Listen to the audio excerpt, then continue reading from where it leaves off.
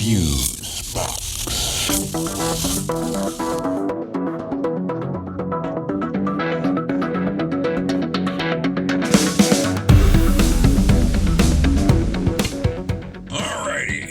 This is Fusebox number 136, The Slime of Time.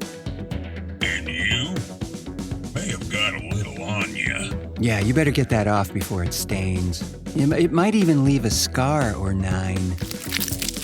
A gracious good day to you all, friends, and welcome into this, the 136th edition of Fusebox, appetizingly entitled The Slime of Time. More about that in a few moments, but in the meantime, I'm your wondering who cleans the glass ceiling host, Mark Rose, and joining me at the helm of this barnacle-encrusted garbage scow of a show is the Admiral of Amplitude himself, Milt Keynes, everybody. Wow.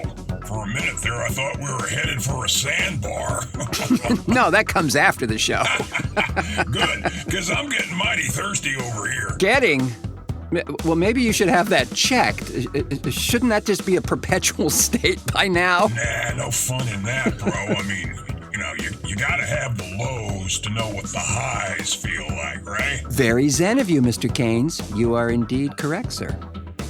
So, are you gonna mention it?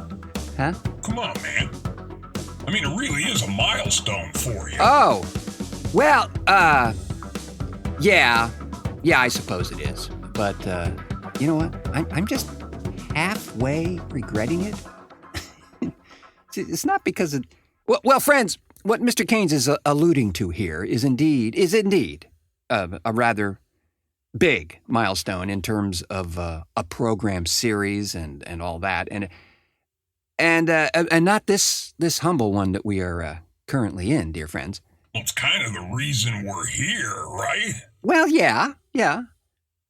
So here's the deal, and don't get me wrong, the series I'm referring to, in a sort of vague fashion, has nothing to do with my reluctance to announce its anniversary. No, not at all. It's really just because of the slime of time.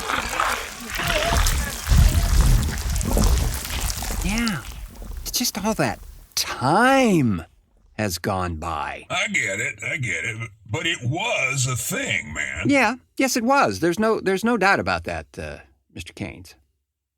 So we speak of a radio series that my buddy Gerald McQuinn and I produced. The very first series we had ever done, and later syndicated, as it happens, back for public radio in, here it comes, 1980, friends. That's right. It was called Dry Smoke and Whispers Radio Theater. You know, I hadn't edited a piece of tape in my entire life until that show. Now, I'd played around with reel-to-reels forever. I was and still continue to be a musician, but never really edited tape in a manner to properly tell a cohesive story. Now, this was back when you were in Florida, right? Yeah. This was back in St. Petersburg, specifically. So back in, I think it was October of 1979, Gerald and I had read in the newspaper there that a brand new community radio station was hatching in Tampa with the call letters WMNF by name. Still there. Still going strong, by the way. At that time, it had been on the air for about a month when we read about it in the newspaper, and only had a daylight license at that time, meaning it was only able to broadcast on a dawn till dusk type of schedule, and it was struggling precariously to get that 24-hour pass. But, we thought, Wow, jeepers! A real radio station! Maybe they'll play our crap! So Gerald and I had been working on a concept. We didn't know what for, but it had sprung from a suite of music I was writing at the time for 12-string guitar and a big band. Now, these musical pieces all had a very thematic intention, it seemed. They kind of tilted towards the swing era, to a degree. And then there were these oddball characters involved in the music. A guy named Marcory Deedwick, who is this uber-criminal mastermind, always plotting to take over the galaxy in some nefarious yet somehow brilliant way. Or this little chap named Trickles, Deedwick's unwilling accomplice, who on one fateful day befriends a jewel-stealing little flying demon creature called a Jacta. Anyway, the main character of all this was this telepathic special detective named Emil Song, living on a planet known as Quaymet. And that was in another dimension entirely and looked like a combination of Casablanca crossed with Fritz Lang's Metropolis and maybe just a little pinch of Blade Runner thrown in for good measure. Now, it had, by design, a huge 1930s aesthetic throughout the whole thing. You say looked. Was this a comic or what? We didn't really know what it was going to be, but we had done drawings of all the primary characters. And even at one point there, created some three-dimensional models. And I mean real ones, made from wood and plastic and stuff like that. The models of ships and cars and guns. And I'm not talking about computer models, friends. That tech wasn't around yet, or at least not accessible to folks like us. Oh, sounds like you guys are building a franchise to me. Well, that was kind of the plan. But, first, we had to get the thing started somehow. And since I was a musician and had some rather modest recording gear, audio seemed to be just the most accessible and best shot for us. So I tinkered around for a bit and came up with this scene in a bar. The bar was called Slazar's Cafe, and I guess I just had one of those Robert Altman moments of inspiration there, because the idea was the whole scene was nothing more than overhearing certain discussions that were going on from table to table as the microphone drifted by each one, right? So you'd hear about the secret gun deal. Another chap was talking about the last drug raid he was busted at. Another thug was talking about the sleazy goings-on with some city official getting busted for trying to have sex with fruit in some cheap hotel room. I think the whole thing probably ran 2 minutes. Oh, wait. So, did you? That's right, sir. That was our demo that we then hand-carried into the program director's office and gleefully played for him. That was it. No story, no primary character details, no scripts, really nothing. Now, we did bring her some drawings and some pretty cool ones, I will say, at the time there. Yeah, that's when he said, "I'm calling security." Well, he could have said that. He would have been well in his rights to do so. He did not, though. What PD Rob Lorei said was, "Guys, I can't promise much right now, but I can tell you this. If we're on the air, you'll be on the air." Oh, right, because they weren't even 24 hours yet. Yeah, right, and really didn't know that they could even make this station thing go at all. Remember, this was the Reagan years, all right? They weren't too fond of this whole public broadcasting community radio thing. As a matter of fact, they were trying to defund it every step of the way. Holy carp. Yeah. So we were both excited and terrified as hell, as you can imagine, because we had kind of painted ourselves into a really interesting corner. So, again, you got to realize that neither Gerald or I had ever done anything like this before. No broadcast experience at all, other than a rabid love and respect for the medium that holds to this day. So, we had to devise a way to put this show together. Now, back in those days, I didn't have access to any kind of multi-track tape machine, one that would allow you to add multiple audio tracks at the same time, usually, 4 or more, depending upon the device. Or budget. Hell, man, even those early half-inch 8-track machines were several grand at the time. Oh, my God, yeah, I know. And by the way, mine, it's in the garage. I know. But we didn't have that at that particular time. We had, at that point, 2 Pioneer 707 quarter-inch reel-to-reel machines and a Tascam cassette machine, if I recall correctly. What I also had, though, was a fair amount of, guitar pedals and an Echoplex and weird noise-making stuff like that.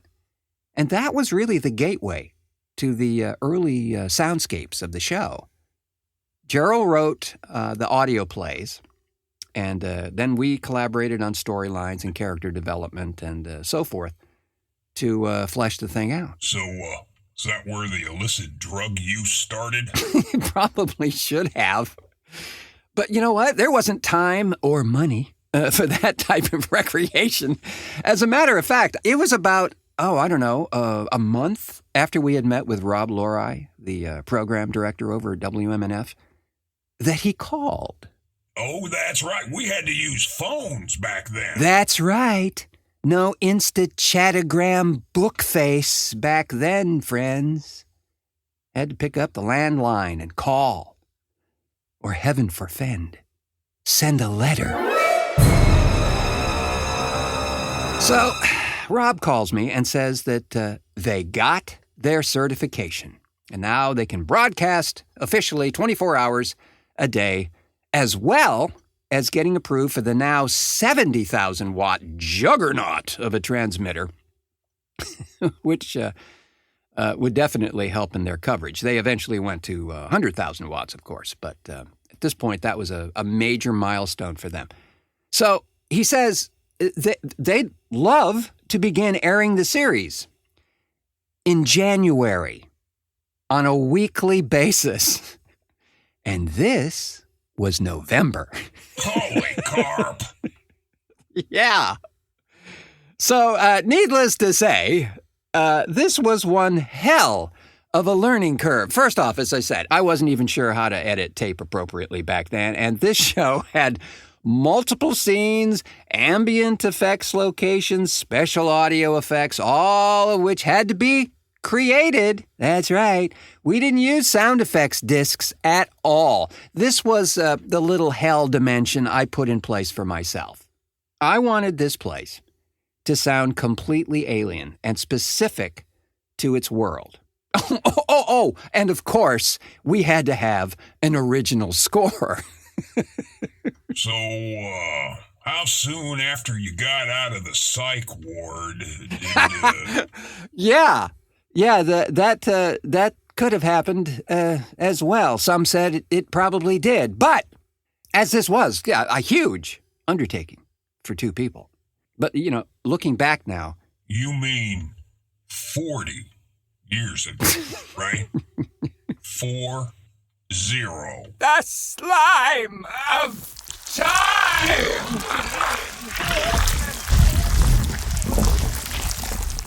Yes. Seriously, looking back, it really was the best intensive on-the-job training I could have possibly had. I mean, the skills I learned then, I'm still using them today in the work I do. So I take it you did get the thing launched. Well, yeah, we did. And we got the first show done. And it ended up running an hour. So we made a 2-part show of that thing in half-hour segments. And I remember one day prior to the airing of this thing, I called Rob, the PD, and asked if there was any way that I could do a test of the show before it actually airs. So I could hear... Oh, I know. You wanted to check the broadcast process. Yeah, I needed to know if what I had done was airworthy, you know? I mean, I'd spent literally weeks and weeks developing this thing and had no way of knowing if it was going to be playable on the air at all. You know, would there be too much noise? There isn't going to be enough level? There'd be too much level? Or what? All of that. So, being the super being that Rob is, he said, I tell you what, why don't you bring by a short segment and I'll put it up later tonight, like after midnight, so you can check it. And that was most instructive. Learned a lot. Learned a lot. No, it wasn't perfect by any stretch of the imagination, but I could work with it. And I could make mental notes for the following shows. That, of course, would never happen today. I swear it could barely happen then, Mr. Keynes. I mean, right before he played that preview segment at 1 o'clock in the morning, whatever it was, he said it was on an open mic and it was being broadcast to the sleep-deprived that had discovered this station already, right? He says, okay, this next bit is a test for a couple of guys in St. Petersburg, and then spun the 2-minute segment. That is so goddamn cool, man. Seriously, it's really what keeps the community radio station thing vital, even now. I mean, I worked in them pretty much how I got started in this biz. Oh, yeah, they are. And certainly were for us. It's just an amazing experience. All of that to say that on January 18th at 8:30 p.m. Eastern Standard Time, WMNF presented Dry Smoke and Whispers Radio Theater, Part 1 of The Riddle.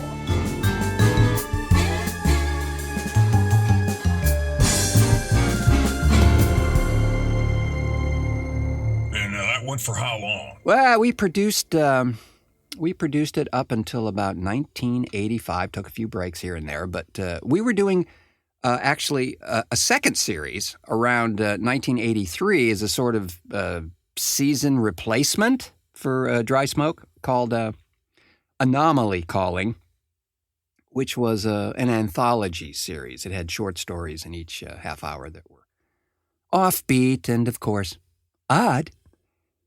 But we syndicated both shows for several years, actually. Now, Dry Smoke is available on audible.com for those of you who might be curious, as well as even from us at drysmoke.com in a more old school fashion on CDs, as it turns out. On what?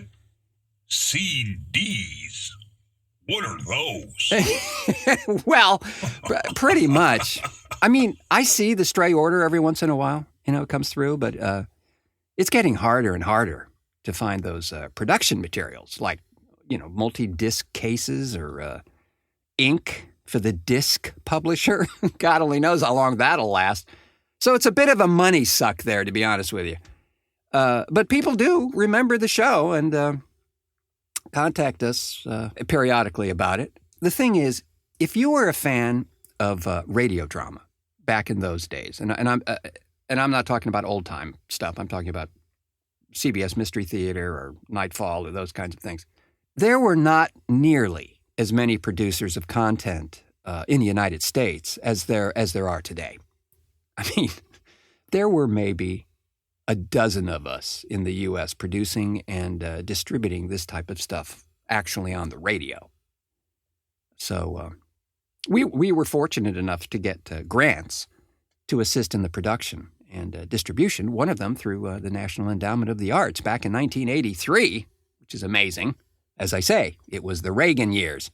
So that added a little cred and some much-needed dollars to assist in this thing. Well, happy anniversary, man. I mean, that is a thing. Well, thanks. And as you say, we most likely would not be yapping our fool heads off right now on this show without that prior experience. At least I wouldn't. Well, it'd be kind of weird as hell, me sitting here talking to an empty voice booth. Well, though, you have done that. Well, though. no, I have done that, haven't I?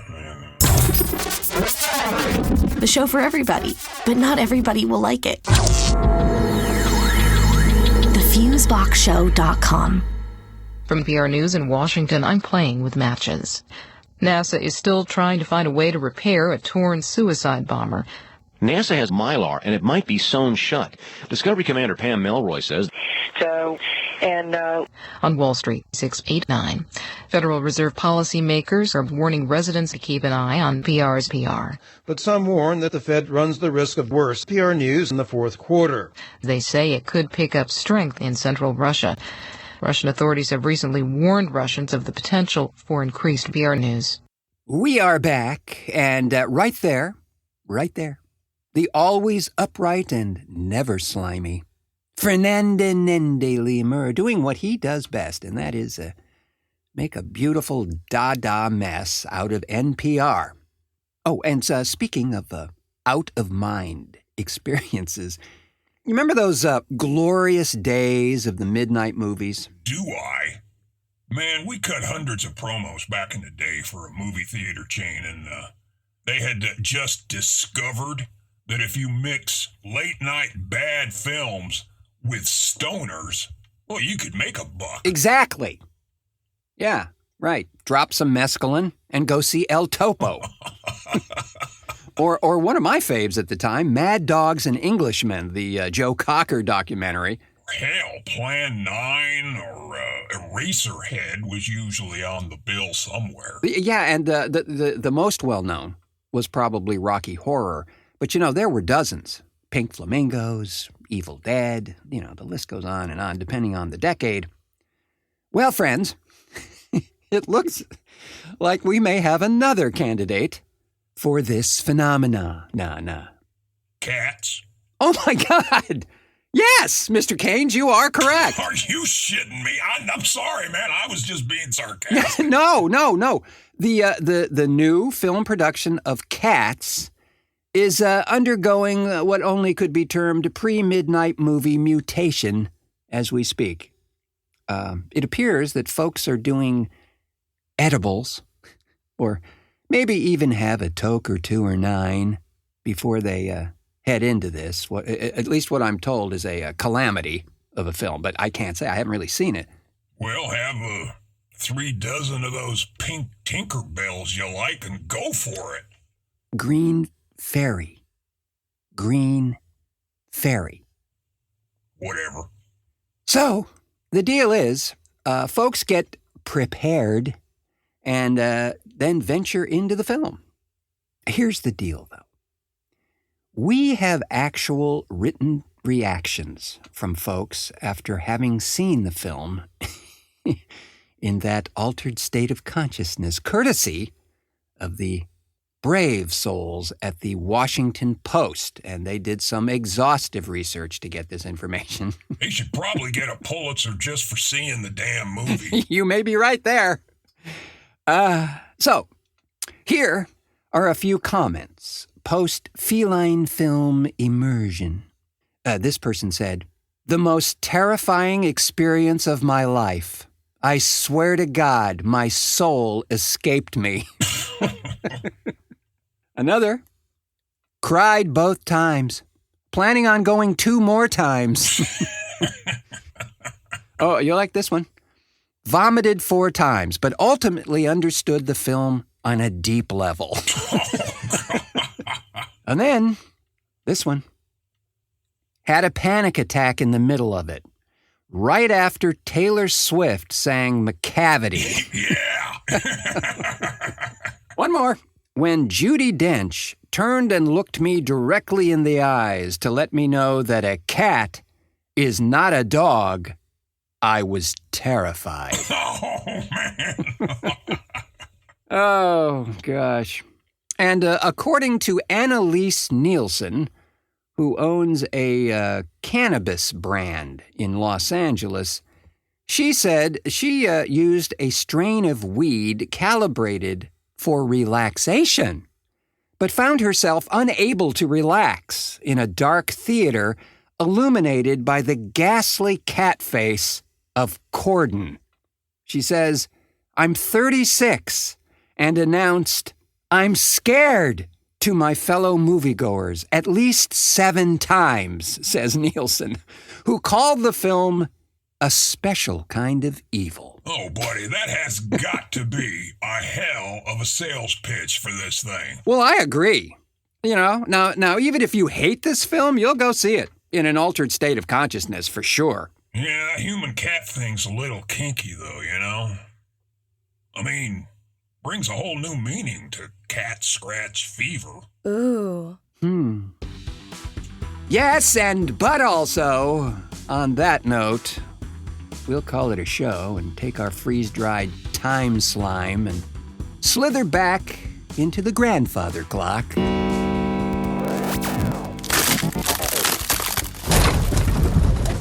But not before thanking our contributors to this memory-soaked audio nightmare, Fernanda Lemur and Zoe Nelson, and also a happy anniversary to Gerald McQuinn as well for blazing a trail with me on those fateful days back then in the antediluvian past. It was truly a thing.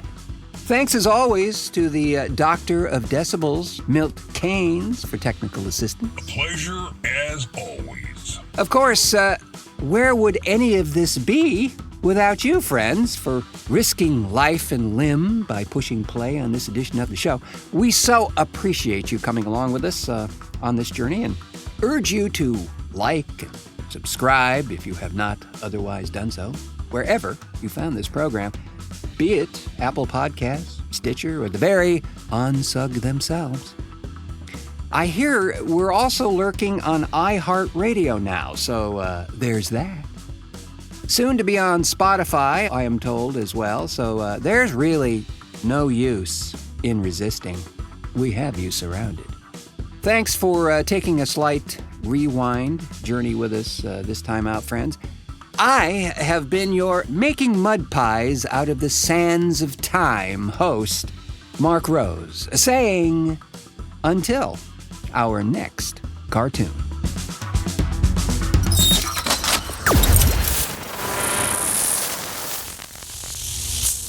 Fuse.